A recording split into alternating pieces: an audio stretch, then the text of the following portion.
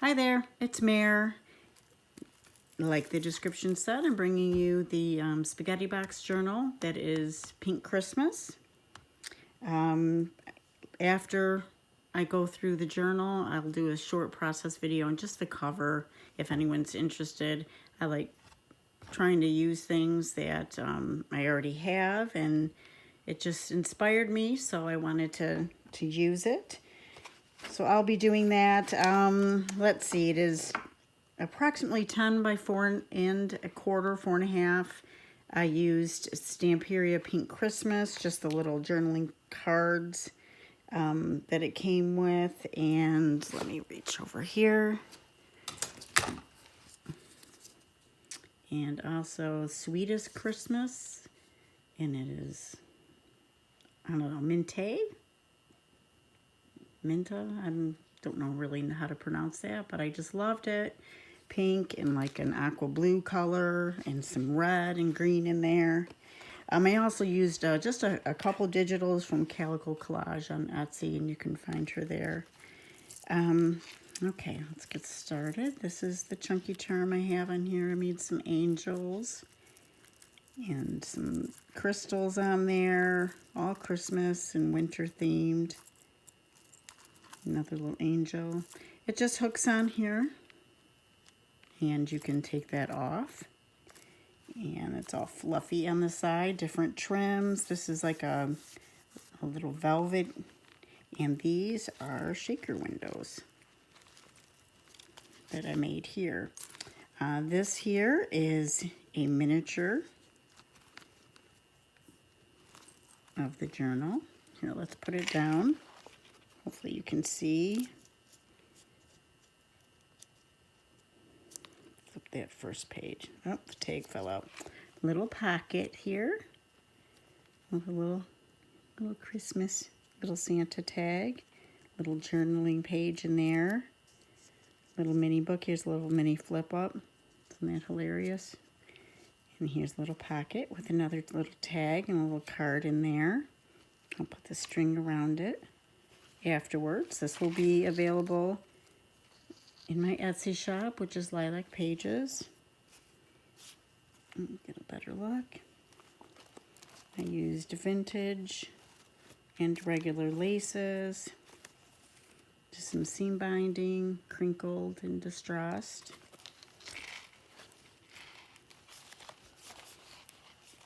Here's a little pocket. I'm going to do a little matchbook. Thank you, Lori Girl on the Ridge, for the inspiration. Little card. Little digital there. Some lines I stamped. Need a little pocket. Most of my pockets have the little, little fold in them to gusset it. I guess that's the way you say it. Here's a little, I cut that out, fussy cutting here. Altered paper clip. Little pocket. It says Merry and Bright. This little die cut envelope here.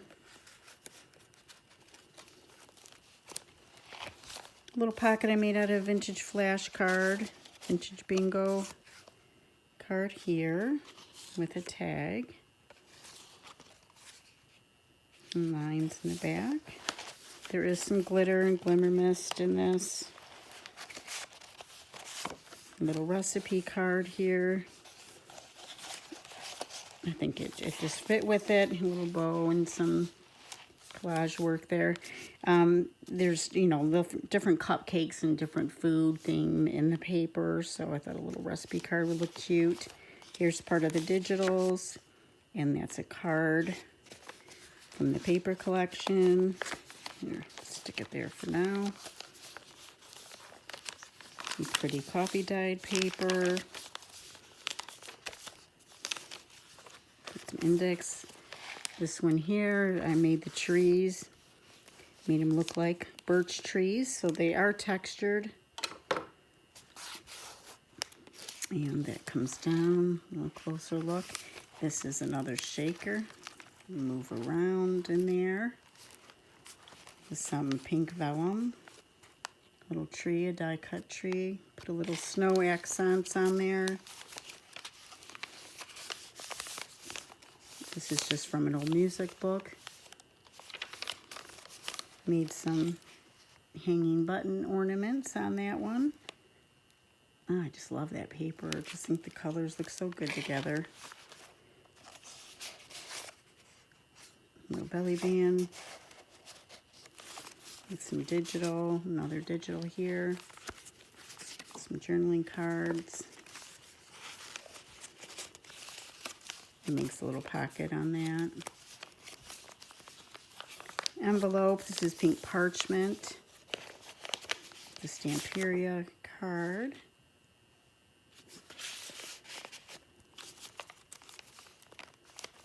And a little tuck spot here with a fold-out card.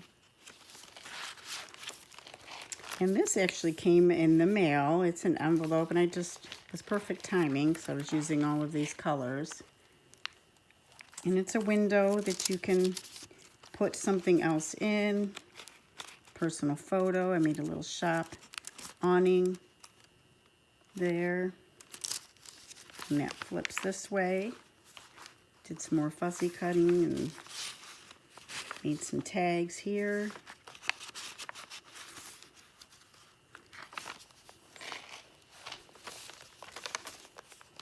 Little accent on the side here with some envelopes. Little grungy bag. Put a little journaling card on there. Little cat is so cute. It's a bag, you can put things in there. Guest check that flips up and can be written on both sides. Found these stickers at Hobby Lobby and I just put some snow and glitter on them. So retro looking. Nice part of the paper collection. Some tags that I've pinned on here from the Stamperia pad. Parchment paper. When did we get to that here? I have some more charms here on the end. Some mittens and bells and a snowflake.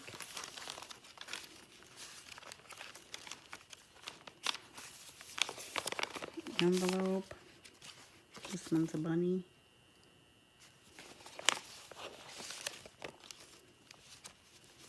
There's a pocket here. Oh, I will put something in that for sure. There's just a little ticket from the digital. Envelope right here. And that's a journaling card with some lines on it. This, I will definitely put the name. I get a lot of journaling cards and tags, and it's Creations by Minda, I believe. And I will make sure I put the link to her Etsy shop. She makes amazing ephemera. Little card there from the digital prints. There's another one of those tags. I love the texture. There's a guest check with a tuck. And this one has a little pocket here. Another paper from the collection. It flips over for some more journaling space. Here's a tuck spot that I just put some eyelets and ribbon in, a little snowflake. These are beautiful colors for that card. Oh, isn't that cute? Oh, goodness. And a bag that flips over.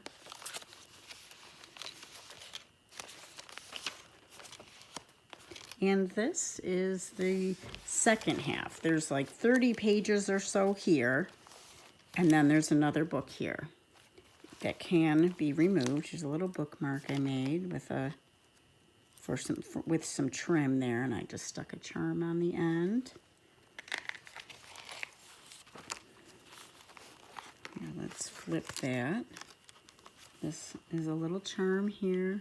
Oh, there we go. Little cupcake with some bling on it. And I just did the front cover on the inside and outside.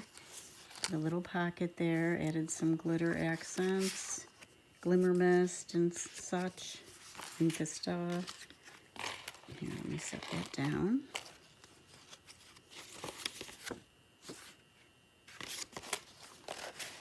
And that goes in there, backed by some vintage music paper. And there's lots. I'm a big list person, especially at Christmas time. I like putting notes, remembering what I got from people, but more I use listing the things that I've already purchased. There's a little vintage little sticker thing there. Made another pocket in the back.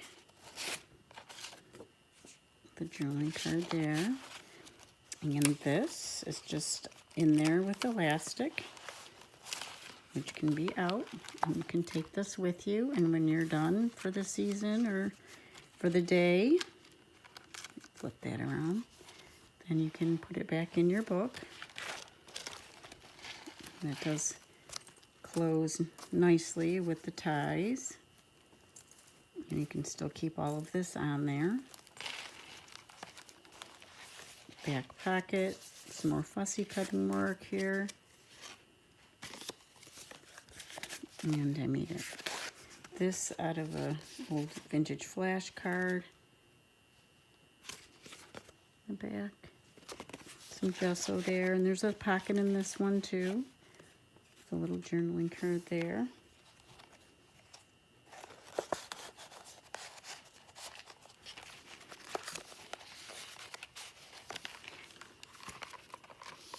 Find the center.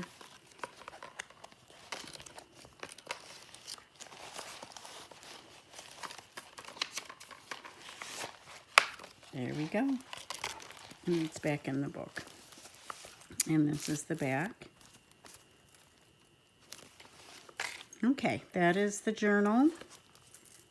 And these windows here, I'll show you how I did it. So I'm going to go to explaining some of it. So I was just looking at these spaghetti boxes at my house. I do make some form of pasta. It's probably from my Italian heritage, but usually make it about, now that it's just me and my husband, probably make it twice a month. It was a weekly thing when I was growing up. My father was the one who made his own sauce and would make the spaghetti every Sunday. So that was a tradition. Anyway, I was just looking at the box, and it was a little different. As you can see here, it had the two sections on it. It's usually shaped differently. One is shaped a little bit, a little different than the other one. So I just put it on my blackboard here, my cutting board. And carefully with a razor, I just cut out the shapes so they would look similar or look alike. You can do any shape you want, square. I'm sure this is nothing new. People have been using boxes for their journals for a long time. This is just my take on it. I haven't really seen it, or I looked for it. No reason to, but I think it's a good way of just using some boxes that I, have a lot of. This one here, there's still some spaghetti left in it, but I would probably just make a longer window out of it. Just looking at it, that's what I would probably do. Now, they're usually very narrow. So all I did was took a piece of, cardstock, I'm just pretending this is, or a flash card, just something hard. And I just added, I opened it up and I added a little to it here. I'll show you this one. I was looking, this is a lasagna box. So it has the two windows. I evened them out so they looked alike. This is very strong here, but I ended up taking it off of my spaghetti box because I just really wanted it durable, and I wanted to use the acetate, and that's what I did. I peeled it off, but if somebody needed to, they could probably use that. Anyway, the spaghetti box is a little more narrow, so I just added a little layer to it like that. And once I was done putting everything on it, I had no worries that you would feel any kind of difference there. It worked out fine. So this is what I did. Let me move that. So I did this, and what I do is usually just prep my boxes with, I put Tyvek on it. I'm a big proponent of using Tyvek and spines. I just don't want my spines to fall apart or my papers to, you know, I like them to be very secure as much as you can. So I gesso too, because I'm not quite sure, you know, where I'm going to go with it yet, if I'm going to do more painting on it, or, you know, I just know that gesso is my friend. I use it a lot. And so I did the Tyvek. I glued it on the spine. This is actually going to be wide enough for me when I go to use this. So I just evened out the box, you know, the way I wanted it to be, gessoed. I took this one out to show you that I took it, you know, took it off, and I just peeled it off like that. And I'm going to disregard that. And then I started thinking about other boxes, and like this, I have old time card boxes. These are just time cards that part of my work uses. And so instead of throwing them out, I thought I could recycle in this way. And I prepped it. The layer gesso, there's the Tyvek. What I did with this spaghetti journal, box journal, is I put some brown deli paper on it and glued that over the Tyvek, over the whole surface. I wanted the crinkles, so if you want that crinkle, it's probably better to, if you're going to use material, to sew or, you know, add it to the material itself to leave it loose so it crinkles still. Yeah, found that one out the difficult way. I'm the type of person where, you know, I go the long route of doing everything, and then you see a video of somebody doing it, like, you know, Martha Stewart walks in and just does it so easily, you know, and then you go, oh yeah, I could have did it quicker and a lot easier, but that's okay. That's how I learn. So after this, I cut out some pieces, measured, and just cut out a little pocket. I just put some acetate together, sewed the edges, left this part open. I could not find my funnel, but then you can add whatever you want to it. I haven't watched any tag, what do you call them again? The little tags of the things that move, but I'm going to, because I have a globe that I'm going to do. I'm doing this one is going to be a more traditional color and not the pink, kind of more grungy, like I like to do, vintagey, grungy. So I'm going to make a shaker out of this. And I just use these little beads here. This has some little flecks in it, sequins and glitter and stuff like that. And fill that up, and then I don't usually fill it too much where I can't get it into my sewing machine, and just sew that up. And then I adhere it to this, and then I put my backing on whatever way it is. But first, which I learned from my last one, I am going to put down whatever I decide to use on my cover. I'm going to put it down and just trace and make sure that I get that cut out. I tried to use a razor, and the razor doesn't work real good with the velvet fabric, so I had a little hard time cutting that out, but it was an experiment for me. Anyway, thank you for watching. Again, this journal will be available on Lilac Pages on Etsy. Thanks for watching, and have a great day.